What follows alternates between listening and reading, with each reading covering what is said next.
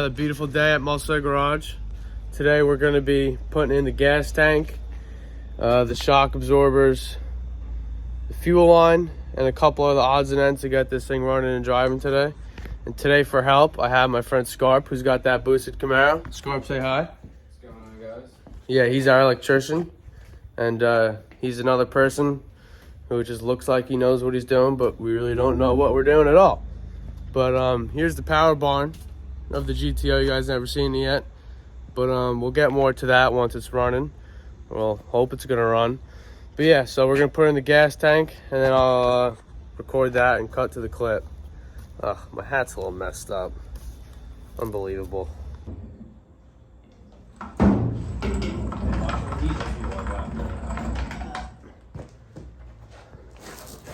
that jack down and she'll find its next. Let me grab an Ugga Dugga machine and center those things up. Alright guys, so I got the gas tank in and I got all the rear suspension bolts all tightened up. Had a mistake in the first video. This is a 67 Galaxy, not a 68. And on this thing we're doing today is we are doing a carburetor swap. It had a here we go. It had an Edel broken on it, you know, like a 2-barrel. It had some junk on it. Had this thing. It had the Edel broken on it. And then now we put a Proform 650 on the thing. And now they're just measuring up the fuel line and doing fuel line things. Hey guys, so it's about a couple days later working on the car. The other day didn't go so well. I did everything I needed to do, kind of, sort of, except I ran into a little trouble.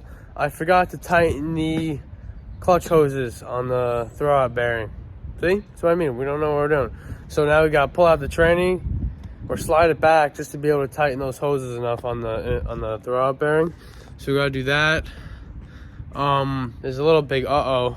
I guess the previous owner of the motor must have siliconed this AN plug into the intake. So, if you can see it, there used to be an AN plug there. But when we were drilling it out and we were chiseling it into pieces, a big piece fell in. So now it's too big to be able to pull it through the original hole. So I gotta pull the intake off and get that plug out, and then I have to re-tap the intake for a new plug. And then after that, we'll see, and then I'll edit some clips in for you guys.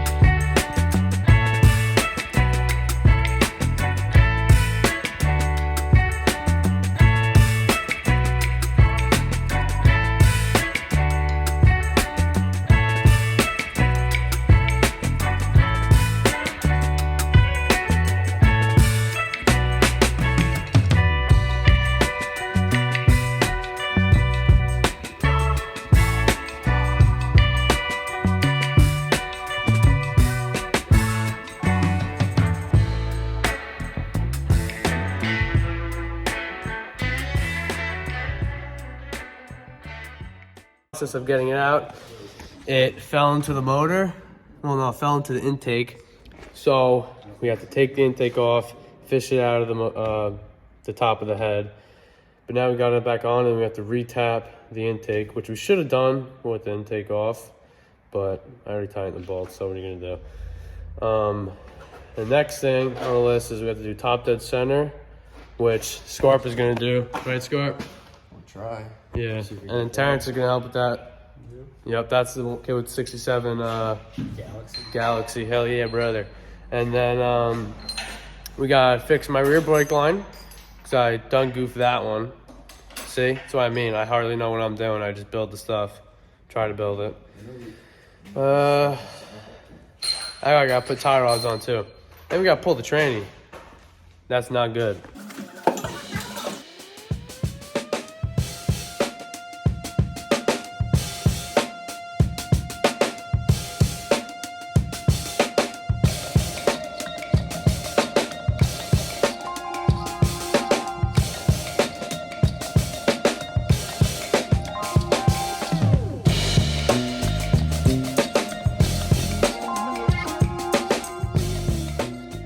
So we got the tranny out, as you can see.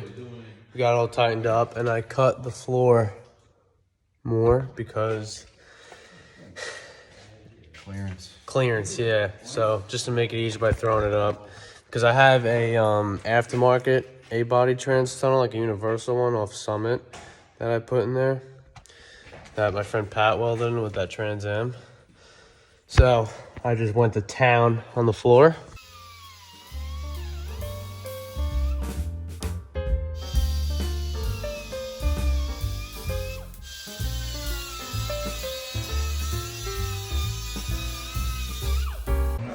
So that is what I forgot to tighten, and that's a no good one, right, Scarp? No bueno. It's no bueno. That's what we forgot to do. But what are you gonna do? So we're gonna tighten that up and get it back in, and hope that I did it right.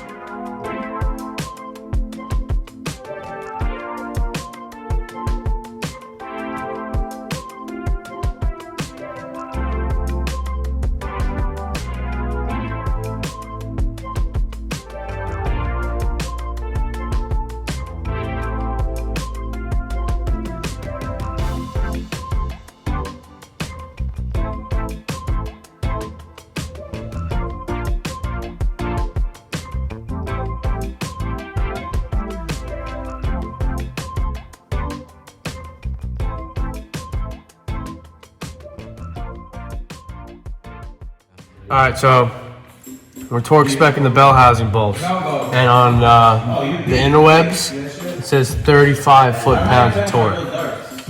So we're gonna go for that. If I can get this stupid swivel on. Click. 35. We got everything back together. Got the tranny in, dry shaft in, the cross member in.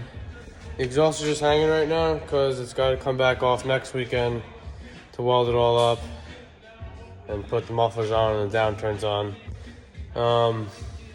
Now we got to bleed the clutch, and I got to make the rear brake lines because they're no good, they leak. So I have a banjo adapter to a 3/16 brake line.